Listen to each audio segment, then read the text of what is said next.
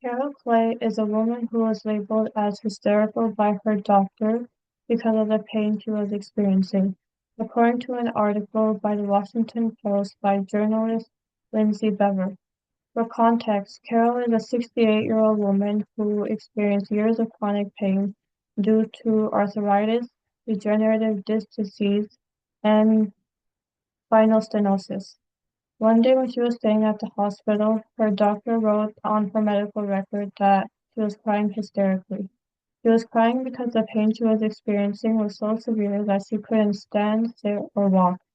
Carol says she wondered if she would have been labeled as hysterical by her doctor had she been a man. According to the article Women in Pain: Disparities in Experience and Treatment, published October 9, 2017 by Harvard Health, chronic pain affects women by 70%, yet 80% of chronic pain studies are done on male mice and men.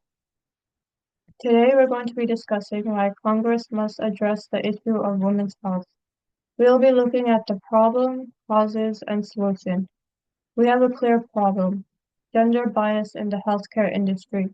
According to Medical News Today, in the article What to Know About Gender Bias in Healthcare by writer Zon Billines, published in the article October 25, 2022, in a 2018 study, it was found that men who experienced chronic pain were labeled as brave and stoic, while women were seen as hysterical and emotional.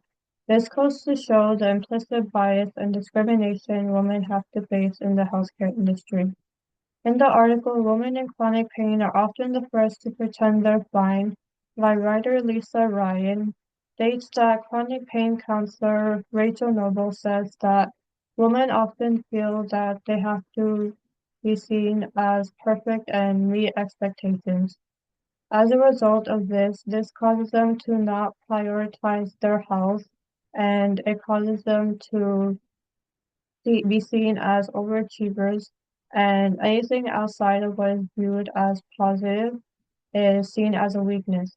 This can be seen in mothers who work and have responsibilities, or women who have to work overtime. And as a result, this causes them to not pay attention to their health, and they become ashamed when their body is urging them to listen to them. According to the CT Health Foundation, in an article published on January 19, 2024, it is estimated that women in ethnic minorities are 20 to 30% more likely to experience misdiagnosis. Now you might be thinking these numbers aren't that big, but misdiagnosis can have serious consequences. Let's say you might be someone who is a cancer patient, and when you go to the doctor, you're told that your symptoms are just like the flu and that you'll be fine in a couple of days.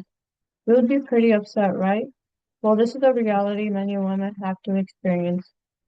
There have been studies where women have experienced symptoms of cardiovascular disease, and when they go to their doctor, they just tell them that it's all in their head and they're just simply experiencing anxiety.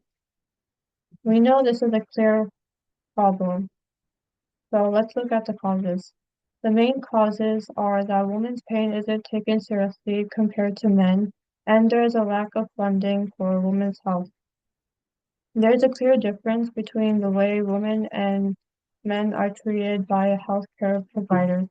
For example, let's say that there is a man and a woman who both experience chest pains. The woman is twice more likely to be diagnosed with a mental illness, according to Sarah Coleman in an article by The Week published April 15, 2024. According to the National Institute of Health, it is stated that 10% of research goes into funding the NIH budget.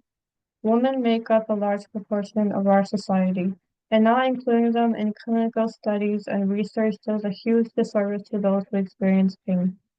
Now that we know the causes, let's look at the solution. There is a clear solution. Congress must increase funding for women's health to reduce gender bias.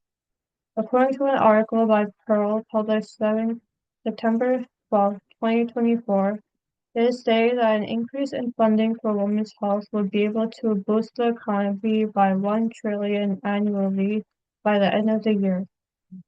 So this means that an increase in funding would be able to help us have a better understanding of women's bodies and not view them as so complex. In addition to boosting the economy, the an increase in funding would also help improve the quality of life for both men and women, according to Northwell Health. And with these benefits that come with increasing funding, this could also help open doors for other minorities who face discrimination by the healthcare industry. Today we looked at why Congress must address the issue of women's health. We looked at the problem, causes, and solutions. So remember, chronic pain affects women by 70%, yet 80% of chronic studies for pain is done on male mice and men. There are millions of women who have been failed by the healthcare system.